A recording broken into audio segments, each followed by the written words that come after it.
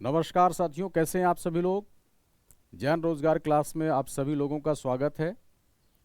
आज हम लोग भूगोल का एक बहुत ही महत्वपूर्ण विषय अक्षांश और देशांतर को समझने का प्रयास करेंगे। देखो, भूगोल में हम लोग मोस्टली मानचित्र का अध्ययन करने का प्रयास करते हैं, और जहां मानचित्र का बात आता है तो वैसे ही होता क्या है कि हमें अलग अलग शब्द का यहाँ पर प्रयोग देखने को मिलता है। जैसे किसी जगह पर अक्षांश लिखा होता है तो कहीं पर देशांतर लिखा होता है। अब जैसे मान लो कि उदाहरण के लिए अगर हम लोग चलें तो जैसे मान लीजिए कि इस मैप को, यानी कि अगर हम लोग देखें तो यहाँ पर तुम देखते होगे कि यहाँ पर ढेर सारे कुछ लिखे हुए हैं। ठीक है, यानी कि 120 degree, 90 degree, 60 degree, 30 degree, 0 degree, ऐसा करके यहाँ पर कुछ कुछ आप देख सकते होंगे कि शब्द लिखे हुए हैं। और ये सब जो लिखे हुए, तो यहाँ पर देखो 0 डिग्री लिखा हुआ है, फिर इसके बाद देख रहे हैं 30 डिग्री लिखा हुआ है। ठीक है, इसी जगह पर यहाँ पर भी 30 डिग्री लिखा हुआ, तो यहाँ पर 30 डिग्री के साथ में वेस्ट लिखा हुआ, यहाँ पर ईस्ट लिखा हुआ है। क्लियर। इसी तरह से अब ये जितनी भी इस तरह की जो लाइन है वो सब लिखी हुई है। और फिर जब हम इधर आते हैं, यानी उत्तर से जब दक्षिण की तरफ आते हैं, तो यहां पर भी हमें कुछ कुछ लिखी हुई दिखाई देती है। जैसे यहां पर तुम देख रहे होगे कि यहां पर लिखा हुआ है 0 डिग्री। क्लियर। तो अब यहां पर हमें समझना यह है कि आखिर ये सब है क्या। साथ साथ में जैसे आपने सुना होगा कि भारत के लगभग मध्य से एक रेखा गुजरती है, जिस रेखा को क्या कहते हैं, तो लिखते हैं कि इस रेखा को हम लोग कर्क रेखा कहते हैं। तो कर्क रेखा क्या है, तो कहते हैं कि ये अक्षांश है। तो अब यहाँ पर एक बहुत महत्वपूर्ण प्रश्न आ जाता है कि आखिर ये अक्षांश और ये देशांतर है क्या। तो देखो, अक्षांश और देशांतर का मूल कार्य ये होता है कि इस प्रकार के बड़े मैप पर भारत का स्थान या किसी भी देश का स्थान या किसी महादेश का स्थान या किसी शहर का स्थान, किसी क्षेत्र का स्थान है कहां पर, क्या उसका एग्जैक्ट लोकेशन है। क्लियर। तो इसे जानने के लिए हमें अक्षांश जानना जरूरी हो जाता है, और साथ साथ में हमें देशांतर की जानकारी आवश्यक हो जाती है। अब देखो क्या है कि अक्षांश से हमें किसी भी प्रदेश का उत्तर और दक्षिण की जानकारी प्राप्त होती है। जैसे उदाहरण के लिए अगर हम चलें तो जैसे मान लो कि देखो, इंडिया के बारे में हम लोग जैसे बात करते हैं कि भारत का अक्षांशीय विस्तार कितना है, तो ये मैप इंडिया का हम लोग देख रहे हैं। तो यहां पर लिखते हैं कि भारत का जो अक्षांशीय विस्तार है, और यहां पर लिख देते हैं कि यह 8 डिग्री 4 मिनट नॉर्थ है, और यहां पर लिख देते हैं कि 37 डिग्री 6 मिनट नॉर्थ है। क्लियर। तो अब यहां पर देखो क्या है कि 37 डिग्री से लेकर के और 8 डिग्री तक इधर से अगर हम लोग देखें तो घटता हुआ क्रम, और अगर यहां से इधर की तरफ देखेंगे तो बढ़ता हुआ क्रम। तो पता क्या लगा कि अगर हम लोग उत्तर से दक्षिण या दक्षिण से उत्तर किसी भी स्थान की जानकारी प्राप्त करना चाहते हैं, क्लियर, तो हमें एक शब्द का प्रयोग करना होगा, और यह शब्द क्या है, तो हम कहेंगे अक्षांश। और अगर किसी जगह का या किसी क्षेत्र का यदि हमें जानकारी प्राप्त करना है कि इसका पश्चिम से पूरब विस्तार कितना है, यानी पश्चिम से पूरब इसका विस्तार कितना है, तो इनके लिए जिस शब्द का प्रयोग करेंगे यह शब्द क्या होगा, तो यह शब्द होगा देशांतर। ठीक है। अक्षांश को हिंदी में क्या कहते हैं, तो अक्षांश को हिंदी में कहते हैं, इंग्लिश में कहते हैं लैटिट्यूड। ठीक है। और देशांतर को इंग्लिश में क्या बोलते हैं, तो देशांतर को इंग्लिश में कहते हैं लॉन्गिट्यूड। मेरी बात को समझ पाए। तो अब यहां पर एक जो इंपॉर्टेंट तथ्य है, इंपॉर्टेंट जानकारी है, वो ये है कि अक्षांश के द्वारा किसी क्षेत्र विशेष का उत्तर और दक्षिण जानकारी प्राप्त करते हैं और देशांतर के द्वारा किसी क्षेत्र का पश्चिम और पूरब की जानकारी प्राप्त करते हैं। तो ये 2 पॉइंट्स हमें याद रहेगा। क्लियर। अब देखो क्या है कि आपके सामने एक प्रश्न पूछा जाता है कि ये अक्षांश या देशांतर को, देखो यहां पर यदि हम लोग डायग्राम में देखें तो यहां पर देखो डायग्राम में आप देख रहे होंगे कि एक लाइन को हम लोग ने लिख दिया है, यहां पर लिखा हुआ है ग्रीनविच मेरिडियन। क्लियर। और देखो यहां पर लिखा हुआ है, और इसे हम लोग क्या बोलते हैं, तो इसे हम लोग प्राइम मेरिडियन के नाम से भी जानते हैं। तो ऐसी सभी रेखाएं जो कि खींची जाती हैं उत्तर से दक्षिण की तरफ में, तो इन सभी रेखाओं को क्या बोलते हैं, तो इसे हम लोग देशांतर कहेंगे। और वो सभी रेखाएं जो कि इस प्रकार से खींची हुई जाती हैं, यानी इस प्रकार से जो रेखाएं खींची जाएंगी, इन रेखाओं को क्या कहेंगे, तो इन्हें हम लोग अक्षांश कहेंगे। यानी ये रेखा होगी तो इसे हम लोग क्या कहेंगे, तो इस रेखा को अक्षांश कहेंगे। और जो रेखा इधर से इधर की तरफ में खींची हुई है, इन सभी रेखाओं को क्या कहेंगे, तो इन सभी रेखाओं को देशांतर कहेंगे। अब यहां पर ध्यान रखोगे कि अक्षांश में हमेशा उत्तर और दक्षिण लिखा जाएगा, क्योंकि ये रेखा कैसे बना हुआ है। अच्छा, एक और चीज को याद रखना, ये ग्लोब में पूरी तरह से इस तरह से बनी हुई रहती है, यानी कि ग्लोब के चारों ओर यह रेखा ड्रॉ की हुई होती है। क्लियर। तो अब यहां पर क्या होता है, 0 डिग्री जो अक्षांश है यह इस पूरे ग्लोब को 2 बराबर भाग में बांट देता है। ठीक है, 2 बराबर भाग में बांट देता है। और इसी प्रकार से यह जो हम लोग देखते हैं 0 डिग्री जो देशांतर है, यह भी ग्लोब को 2 बराबर भाग में बांटता है। तो अक्षांश का जो 0 डिग्री है यह उत्तर और दक्षिण को बांट देता है, और देशांतर वाली जो ये रेखाएं हैं ये पश्चिम और पूरब को बांट देता है। यहां तक याद रहेगा। तो अब 2 चीज आपको याद रखना है, अक्षांश रेखा जो ड्रॉ करते हैं, जो बनाते हैं, यह उत्तर और दक्षिण होती है, और देशांतर रेखा जो बनाते हैं, यह देशांतर रेखाएं जो हैं यह पश्चिम और पूर्वी भाग को अलग करता है। लेकिन लाइन को जो ड्रॉ किया जाता है, यह अक्षांश की जो रेखाएं हैं यह क्षैतिज होती हैं। ठीक है, यानी यह कह सकते हो कि पूरी तरह से यह कह सकते हो हॉरिजेंटल होता है। और जो हम लोग देशांतर की रेखा बनाते हैं यह उत्तर और दक्षिण की तरफ ड्रॉ होता है। इसलिए कभी कभी आपसे क्वेश्चन पूछ दिया जाता है, कौन सी ऐसी रेखा है जो उत्तरी और दक्षिणी ध्रुव को जोड़ती है। ठीक है, कौन सी ऐसी रेखा है जो उत्तर और दक्षिणी ध्रुव को जोड़ती है, और आप साधारण इसका जवाब देंगे कि यह कौन सी रेखा है, तो यह देशांतर की रेखा है। देशांतर की रेखा जो है यह उत्तरी ध्रुव को दक्षिणी ध्रुव से जोड़ता है। और अक्षांश की जो रेखाएं हैं यह जो ड्रॉ की जाती हैं, यह पूरी तरह से यहां पर, यह पूरी तरह से इस जगह पर ड्रॉ की जाती है, जो कि पश्चिम और पूरब ये ड्रॉ किया जाता है। अब देखो क्या है कि हम थोड़ा सा और इस पर विस्तार से अगर हम लोग चर्चा करते हैं तो ध्यान से देखो कि जैसे अक्षांशीय रेखाएं को क्या क्या इसकी विशेषता है।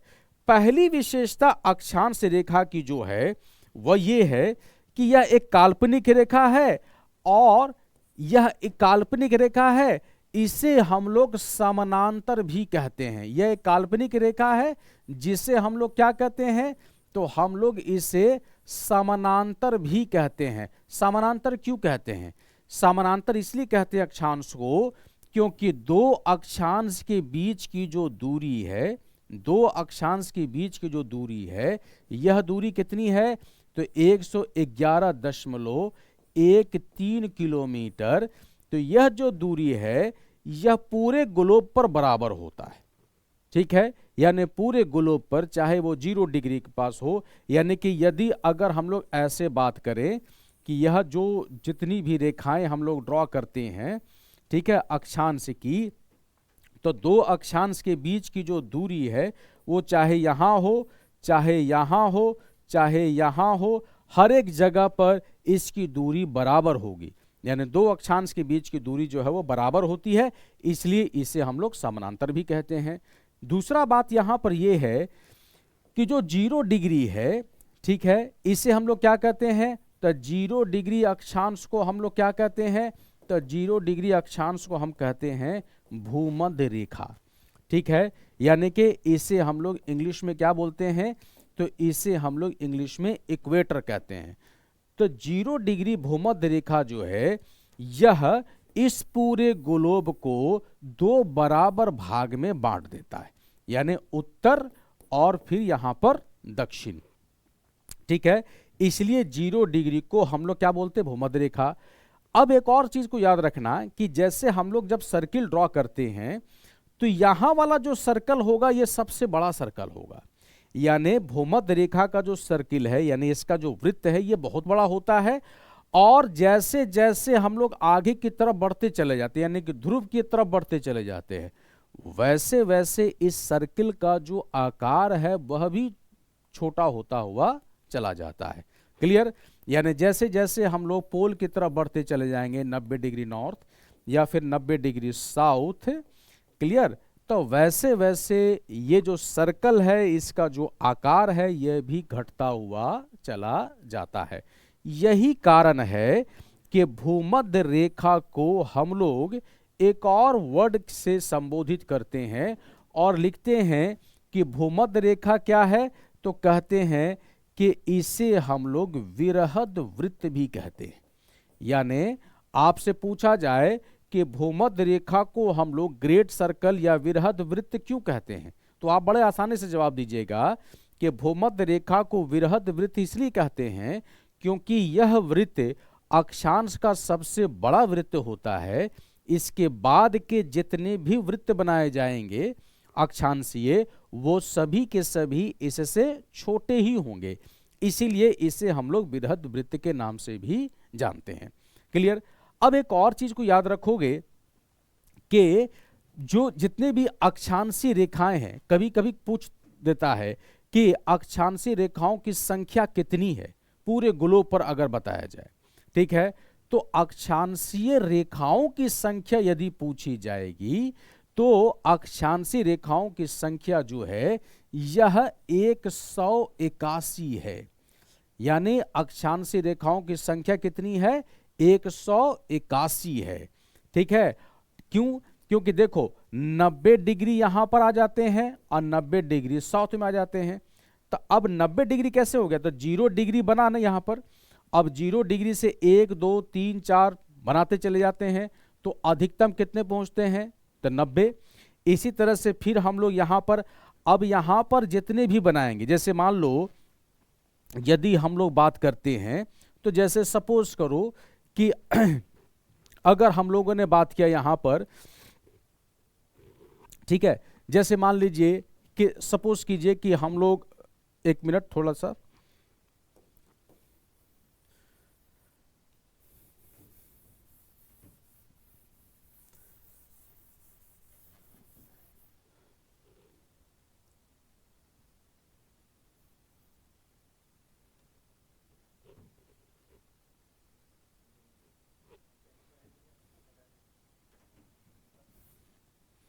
अब जैसे मान लो कि जैसे सपोज कीजिए कि हम लोग जैसे ही अक्षांशों की,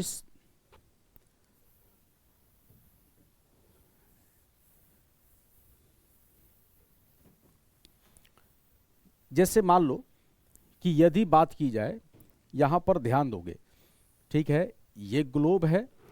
अब यहां पर क्या होता है कि अक्षांश मूलतः इस ग्लोब के ये जो 3 डायमेंशंस होते हैं, यहां से जो कोणीय दूरी होती है किसी भी स्थान की, वह उस भाग का अक्षांश कहा जाता है। जैसे मान लो कि ये जो कोणीय जो दूरी है इसका कितना डिग्री है, तो हम उदाहरण के लिए मान के चलते हैं कि यह कितना है, तो हम लेके चलते हैं कि 35 डिग्री, तो 35 डिग्री हम क्या लिख देंगे, तो नॉर्थ लिख देंगे।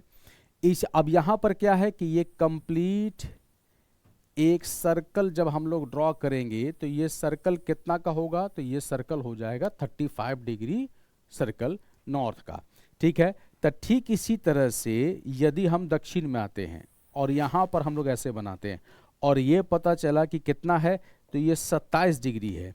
तो अब यहाँ पर चूंकि ये 0 डिग्री वाला सर्कल है, वृत्त वृत्त जो मैंने आपको बताया, तो ये सबसे बड़ा वृत्त है। अब यहाँ से हम जैसे दक्षिण की तरफ आएंगे तो हम क्या लिखेंगे, तो 27 डिग्री, तो हम यहाँ पर लिख देंगे साउथ। क्लियर। तो अब यहाँ पर क्या है कि इस जगह पर हम जितना भी बनाएंगे तो अधिकतम हम कितना पर आ जाएंगे, तो 90 डिग्री। तो यहाँ पर लिखेंगे 90 डिग्री साउथ, और यहाँ पर आ जाएंगे 90 डिग्री, तो यहाँ पे लिखेंगे 90 डिग्री नॉर्थ। क्लियर। तो अब अगर यहाँ से हम लोग बढ़ते चलेंगे तो 1 डिग्री से लेकर के और यहाँ पर अधिकतम 90 डिग्री तक, तो ठीक इसी प्रकार से यहाँ पर भी हम लोग आएंगे तो 1 डिग्री से लेकर अधिकतम 90 डिग्री तक। क्लियर। तो अब यहाँ पर यह पता चला कि यहाँ पर 1 डिग्री यहाँ पर साउथ लिख देंगे और यहाँ पर 1 डिग्री नॉर्थ लिखेंगे। मेरी बात समझ पा रहे हैं आप? तो अब यहां पर क्वेश्चन जब अगर पूछा जाए कि कुल अक्षांशों की संख्या कितनी है, तो अक्षांशों की संख्या यदि पूछी जाए तो हम लिखते हैं 90 डिग्री नॉर्थ से लेकर के प्लस 90 डिग्री साउथ, तो टोटल कितना हो जाएगा, तो 180। और साथ साथ में जो जहां से हम लोग यूज करें 0 डिग्री भी अक्षांश है, तो 180 डिग्री में हम लोग 0 डिग्री को भी जोड़ देते हैं, तो कुल अक्षांशों की संख्या बढ़कर के कितनी हो जाएगी, 181 हो जाएगा कि नहीं। क्लियर। लेकिन यदि पूछा जाए कि अक्षांशीय वृत्त की संख्या, यदि क्वेश्चन पूछ दिया जाए कि अक्षांशीय वृत्त की संख्या कितनी है, तो जैसे ही अक्षांशीय वृत्त की संख्या पूछ दिया जाए बस सतर्क हो जाना है। अक्षांशीय वृत्त की संख्या जो है यह 179 हो जाएगा। ठीक है। अब यह मामला गड़बड़ा गया, इसको थोड़ा समझना होगा। 181 अक्षांशों की संख्या, क्योंकि 90 डिग्री हम लोग 0 डिग्री से जाएंगे और यहां पर भी जाएंगे, तो 90 डिग्री नॉर्थ और 90 डिग्री साउथ, यानी उत्तरी गोलार्ध का कुल 90 डिग्री और दक्षिणी गोलार्ध का कुल 90 डिग्री, ये मिलाकर के 180, साथ साथ में 0 डिग्री भूमध्य रेखा वाला, तो 181 हो जाता है। ठीक है। लेकिन जहां पूछ दिया गया कि कुल जो है लैटिट्यूडनल सर्कल्स की संख्या कितनी है, वृत्त की संख्या कितनी है, आपने 179 लिखा, इसलिए लिखे हो क्योंकि 90 डिग्री नॉर्थ पर और 90 डिग्री साउथ पर कोई भी सर्कल ड्रॉ नहीं होता है। तो इसका मतलब यह हुआ 90 डिग्री नॉर्थ और 90 डिग्री साउथ पर कोई भी वृत्त नहीं बनेगा। इसी वजह से 2 वृत्त की संख्या घट जाएगी अक्षांशों में, इस वजह से अक्षांशीय वृत्त की संख्या कितनी हो जाएगी, ये हो जाएगा 179। याद रहेगा। ठीक है। तो अक्षांश सबसे पहले है क्या, किसी क्षेत्र विशेष का पृथ्वी के केंद्र से कोणीय दूरी जो होती है उसे ही किसी क्षेत्र का अक्षांश कहा जाता है। याद रहेगा ये पॉइंट्स। अब इसी से रिलेटेड कुछ प्रश्न को हम लोग देख लें। ठीक है, कि इससे संबंधित किस प्रकार के प्रश्न को पूछे जा सकते हैं। देखो, पहला प्रश्न है अक्षांश क्या है, व्हाट इज लैटिट्यूड। ऑप्शंस में लिखा है an imaginary line running east to west on the earth surface. ठीक है, एक काल्पनिक रेखा जो ड्रॉ कहां से हो रहा है, तो पूरब से पश्चिम की तरफ हो रहा है। दूसरा कह रहा है an imaginary line running north to south on the earth surface. ठीक है, एक काल्पनिक रेखा जो उत्तर से दक्षिण की तरफ है। एक फिर सी है a measure of the earth circumference. ठीक है, ये अर्थ के जो परिधि है उसकी ये जानकारी लेता है। या फिर लिख रहे हैं कि major of the earth diameter. तो आपसे क्वेश्चन पूछ रहा है कि अक्षांश क्या है, तो मैंने क्या बताया कि अक्षांश जो है यह पूरी तरह से ग्लोब में एक वृत्त है जो खींची जाती है। कहां से कहां, तो फ्रॉम वेस्ट टू ईस्ट। तो इसका सही जवाब क्या होगा कि अक्षांश क्या है, तो इसका सही जवाब होगा एक काल्पनिक रेखा जो कि ईस्ट टू वेस्ट में अर्थ के सरफेस पे खींची जाती हैं। क्लियर। चलो नेक्स्ट क्वेश्चन की तरफ हम लोग आगे बढ़े। अब देखो क्या है, which of the following is the characteristic of the latitude, यानी अक्षांश की इसके ये जितने भी परिभाषा दी हुई है इसमें क्या इनके सही गुण है। It increases as you move east, जैसे जैसे हम लोग पूरब की तरफ बढ़ते जाएंगे ये बढ़ते चला जाता है। It decreases as you move west, जैसे जैसे हम लोग पश्चिम की तरफ चले जाएंगे घटता चला जाएगा। It remains constant at a particular locations, ठीक है, यानी कि इसका जो कह सकते हो कि स्थान है ये पूरी तरह से कांस्टेंट है। It changes as you move from north to south, ठीक है। तो मैंने क्या बताया कि अक्षांश जो है यह क्या है, अक्षांश से हम लोग यहां पर ड्रॉ करते हैं, इस तरह से अक्षांश ड्रॉ कर रहे हैं, क्लियर। अब यहां पर देखो ध्यान से, ये 0 डिग्री लिखा हुआ है, हम यहां पर इमेजिनरी लिख देते हैं, ये 10 डिग्री हो जाएगा, ये मान लो कि 40 डिग्री हो जाएगा, ये 90 डिग्री हो जाएगा, ये सपोज करो कि 10 डिग्री हो जाएगा। और यहां पर देखो नॉर्थ है तो नॉर्थ लिखते चले जाएंगे।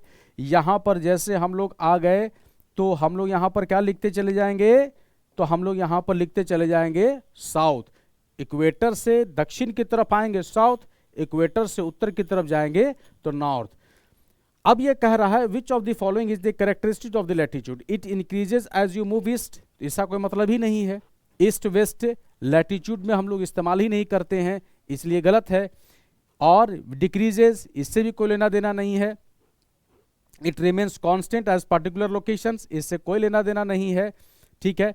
It changes as you move north और साउथ, उत्तर और दक्षिण में जब हम लोग आगे पीछे जाएंगे तो ये बदलता चला जाएगा, ठीक है। उदाहरण के लिए जैसे यदि हम लोग यहां से इधर की तरफ जा रहे हैं तो हम लोग 10 डिग्री की तरफ चले गए, हम लोग नॉर्थ की तरफ, अगर हम इधर से इधर की तरफ चले जा रहे हैं तो हम लोग 10 डिग्री साउथ की तरफ चले जा रहे हैं। तो इसका मतलब ये हुआ कि नॉर्थ और साउथ में के लिए, ठीक है, चेंज करता चला जाता है यदि हम लोग मूव करें, ठीक है। अब यहां पर पूछ रहा है कि विच of the following is the characteristic of the latitude, so this is the correct answer, ये इसका सही जवाब है। नेक्स्ट क्वेश्चन की तरफ आगे बढ़ो। अब यहां पर देखो what is the range of the latitude values, यानी अक्षांश का जो रेंज है वह कितना है, ठीक है। अब देखो 0 से 180 डिग्री, तो अब यहां पर रेंज से यह पूछ रहा है कि अक्षांश की जो संख्या हम लोग ज्ञात करते हैं यह कितना है। तो देखो यहां पर 0 डिग्री और यहां पर 90 डिग्री और यहां पर भी 90 डिग्री। तो कहने का मतलब यहां पर यह हुआ कि अक्षांशों की जो रेंज है यह कितना है, तो यह 90 से 90 है, यानी 90 डिग्री साउथ से लेकर के 90 डिग्री नॉर्थ तक ही है ये, ठीक है। तो इसका मतलब यह हुआ कि अक्षांशों का जो लोकेशंस हैं यह कितना है, तो 0 से 90 और 0 से 90। तो इसका मतलब यह हुआ ये वाला इसका उत्तर सही है, समझ पा रहे हैं आप, ठीक है। Range of the latitude values का मतलब यह हुआ 0 to 90, चाहे वो नॉर्थ हो जाए चाहे वह साउथ हो जाए, ठीक है। नेक्स्ट क्वेश्चन हम लोग देखो, which of the following lines of the latitude is also known as equator. अभी जस्ट मैंने बताया कि कौन से अक्षांशों को हम लोग इक्वेटर कहते हैं, भूमध्य रेखा कहते हैं, और the correct answer is the 0 degree. और साथ साथ में इसे हम लोग, यानी इसे हम लोग एक और चीज कहते हैं, क्या कहते हैं जल्दी बताइए, ठीक है, कि क्या कहते हैं, तो इसे हम लोग कहते हैं विरहद वृत्त भी कहते हैं। इसे हम लोग क्या बोलते हैं, तो इसे हम लोग विरहद वृत्त भी कहते हैं, यानी इसे हम लोग ग्रेट सर्कल भी बोलते हैं, ठीक है। चलो नेक्स्ट क्वेश्चन की तरफ देखो, what is the latitude of the north pole. उत्तरी अक्षांश का जो कह सकते हो उत्तरी भाग का, यानी कि उत्तरी ध्रुव का लैटिट्यूड क्या होगा, ठीक है। तो इसका जवाब क्या होगा, तो इसका जवाब होगा 90 डिग्री, क्लियर। यानी कि जब हम लोग लिखते हैं नॉर्थ पोल, यानी कि उत्तरी ध्रुव जैसी हम लोग बोलेंगे, और आपसे क्वेश्चन पूछ दिया कि उत्तरी ध्रुव, तो उत्तरी ध्रुव का अक्षांश क्या होता है, तो उत्तरी ध्रुव का अक्षांश 90 डिग्री होगा। घबराना नहीं है। अगर आपसे पूछ दिया जाए कि साउथ पोल यानी दक्षिणी ध्रुव का अक्षांश क्या होगा, तो कोई दिक्कत नहीं है, दक्षिणी ध्रुव का भी पूछा जाए तो भी हमारा क्या होगा, तो 90 डिग्री होगा। केवल हमको अंतर क्या करना है कि जब 90 डिग्री लिखेंगे उत्तरी ध्रुव का तो यहां पर लिख देना होगा नॉर्थ, और जब हमें दक्षिण का बताना होगा तो हम लोग क्या कहेंगे, तो लिख देंगे साउथ। क्लियर? चलो नेक्स्ट क्वेश्चन की तरफ आओ। विच of the following is a true about lines of the latitudes, यानी ये बहुत सारे बिंदु पॉइंट्स लिखे हुए हैं और आपसे पूछ रहा है कि जितने भी यहां पर पॉइंट्स लिखे हैं इनमें से सही क्या है। They are parallel to each other, ठीक है, तो ये जवाब सही है, क्योंकि मैंने क्या बताया कि अक्षांश को हम लोग क्या बोलते हैं, तो अक्षांश को हम लोग जो है वह समानांतर भी कहते हैं, ठीक है, तो यह सही है। और यहां पर they intersect at the poles, ठीक है, ये पोल्स पर आपस में इंटरसेक्ट नहीं करता है। They are perpendicular to lines of latitude, they are only found in the northern hemisphere, ठीक है, ये सभी गलत है। तो ये अगर लैटिट्यूड के बारे में कहा जाए कि कौन सा सही है, so the answer is only A, यानी कि ये सभी के सभी जितने भी अक्षांशीय वृत्त हैं ये सभी के सभी पैरेलल है। पैरेलल का मतलब ये हुआ कि दो अक्षांश के मध्य जो दूरी है यह हर स्थान पर बराबर होगा, चाहे वह भूमध्य रेखा के पास हो या चाहे वह ध्रुव के पास हो, ठीक है। चलो नेक्स्ट क्वेश्चन की तरफ आगे बढ़ो। What is the purpose of the latitude in navigations, ठीक है, यानी कि जब परिवहन होता है तो इसमें क्या इसका यूज है, to determine the directions of the travel, to determine the distance of the travel, to determine the location of a place, to determine the time of the day, ठीक है, क्या इसका मतलब होता है, ठीक है। तो मैंने जैसा बताया नेविगेशंस पर्पस के लिए, यानी कि जैसे मान लीजिए कि हम लोग सपोज करो कि कोई वायुयान उड़ान भर रहा है, तो वायुयान अगर यहां से पता चला कि इसे न्यू दिल्ली से और अगर इसे सपोज कीजिए कि मॉस्को की तरफ अगर उड़ान भरना है, तो इसका मतलब यहां पर यह होगा कि ये कहां पर उड़ान भर रहा है, तो नॉर्थ की तरफ जा रहा है। न्यू दिल्ली से अगर मान लो कि इसे उड़ान भरना है मुंबई की तरफ में, तो इसका मतलब है कि यह जो नीचे की तरफ आएगा, तो हमें किसी भी स्थान पर जब ये वायुयान या फिर जैसे अगर कोई पानी की जहाज चलती है, एग्जैक्ट लोकेशंस प्राप्त करने के लिए उस स्थान का हमें क्या पता होना चाहिए, तो लैटिट्यूड पता होना चाहिए, ठीक है, और साथ साथ में लॉन्गिट्यूड पता होना चाहिए। लैटिट्यूड से उसका उत्तर और दक्षिण विस्तार पता चल जाता है। लैटिट्यूड से क्या पता चलता है, उत्तर और दक्षिण पता चलता है, और लॉन्गिट्यूड से क्या पता चलता है, तो इसका पश्चिम और पूरा पता चलता है, ताकि हम लोग एग्जैक्ट लोकेशन पर पहुंच जाएं, ठीक है। तो लैटिट्यूड में क्या हो, to determine the directions of travel, ठीक है, तो लोकेशन, और यहां पर to determine the location of a place, तो इसमें उस स्थान का वास्तविक जानकारी प्राप्त करने के लिए इसका उपयोग किया जाता है कि हमें नॉर्थ की तरफ जाना है कि हमें साउथ की तरफ जाना है। यदि उदाहरण के रूप में किसी एक स्थान से अगर हम लोग उड़ान भरते हैं तो, ठीक है, नेविगेशन की पर्पस के लिए। विच of the following is the benefits using latitude in geography, ठीक है, यानी भूगोल में जब लैटिट्यूड का अध्ययन किया जाता है उसका क्या लाभ होता है। It allow for the creation of accurate maps, it help to predict the weather, it aids to study the climate change, all of the above.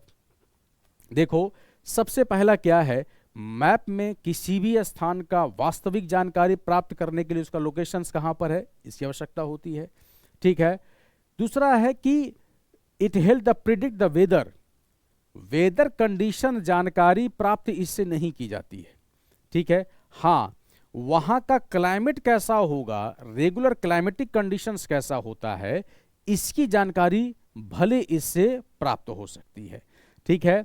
और क्लाइमेट चेंज वगैरह के बारे में कुछ नहीं पता चलता है, तो it allow for creations of the accurate map, यानी कि मैप पे हमें कहां पर कौन सा स्थान एग्जैक्ट है इसकी जानकारी हमें प्राप्त होती है लैटिट्यूड से।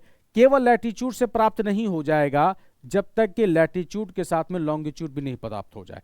जैसे मान लो उदाहरण के लिए यदि हम किसी स्थान को लिख देते हैं कि यह 10 डिग्री नॉर्थ से लेकर के और यह कितना है तो 12 डिग्री नॉर्थ पर है। तो 12 डिग्री ये हो गया और 10 डिग्री ये हो गया, तो 10 डिग्री नॉर्थ है और ये है 12 डिग्री नॉर्थ। लेकिन अब यहां पर ये स्थान इधर है, इधर है, इधर है, कहां पर है ये तो जानकारी प्राप्त नहीं होगा। ठीक है, तो लैटिट्यूड से लोकेशन तो मिल जाता है कि इतने और इतने ही के बीच में है ये, लेकिन जब लॉन्गिट्यूड ड्रॉ करते, देशांतर ड्रॉ करते हैं, तब पता चलता है कि इतने और इतने के बीच में एग्जैक्ट इस जगह का लोकेशन ये। तो अकेला सिर्फ लैटिट्यूड से तो पता नहीं चलता है, लेकिन हाँ लगभग वह उत्तर और दक्षिण का जो इसका विस्तार होता है वहां तक हम लोग इससे पहुंच जाते हैं। तो क्रिएशन ऑफ एक्यूरेट मैप में के लिए इसका यूज होता है। What is the relationship between latitude and climate? ठीक है, अब देखो यहां पर पूछ रहा है कि लैटिट्यूड और क्लाइमेट में क्या संबंध है। ठीक है, तो याद रखोगे कि जैसे हम लोग किसी स्थान का कुछ नामकरण किया हुआ है, उदाहरण के लिए जैसे यहां पर ध्यान दो, ये वाला हम लोग इस तरह से ड्रॉ करते हैं। अब यहां पर 0 डिग्री है, ये है 23.5 डिग्री नॉर्थ और ये है 23.5 डिग्री साउथ। ये स्थान को हम लोग क्या बोलते हैं? तो इसे हम लोग कहते हैं उष्ण क्षेत्र। इसे हम लोग क्या बोलते हैं? तो इसे हम लोग कहते हैं उष्ण क्षेत्र। ठीक इसी प्रकार से 66.5 डिग्री नॉर्थ, क्लियर, और यहां पर हम लोग लिखते हैं 66.5 डिग्री साउथ। तो ये जो स्थान है, इस स्थान को हम क्या बोलते हैं? तो इस स्थान को हम लोग कहते हैं समशीतोष्ण क्षेत्र। ठीक है, यानी इस स्थान को हम लोग क्या बोलते हैं? तो इस स्थान को हम लोग कहते हैं समशीतोष्ण क्षेत्र, इसको हम लोग कहते हैं।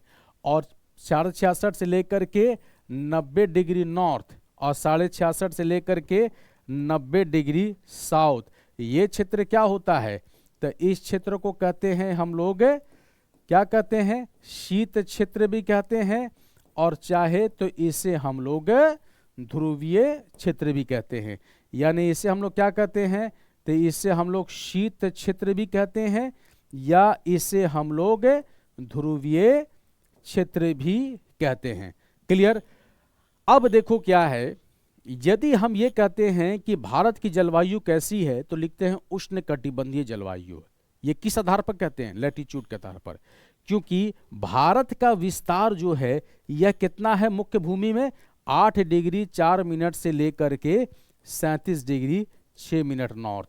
इसका मतलब यहां पर यह हो गया कि यह जो स्थान है, ये उष्ण जो क्षेत्र देख रहे हैं, ठीक है, ये इसी के बीच में इसका लोकेशंस है ज्यादातर, तो इस वजह से हम लिखते हैं उष्ण क्षेत्र।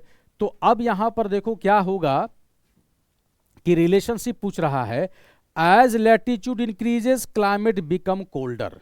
ठीक है, जैसे जैसे अक्षांशों की संख्या बढ़ती जाती है, ठीक है, तो हम लोग उष्ण क्षेत्र से समशीतोष्ण से शीत क्षेत्र की तरफ बढ़ते चले जाते हैं।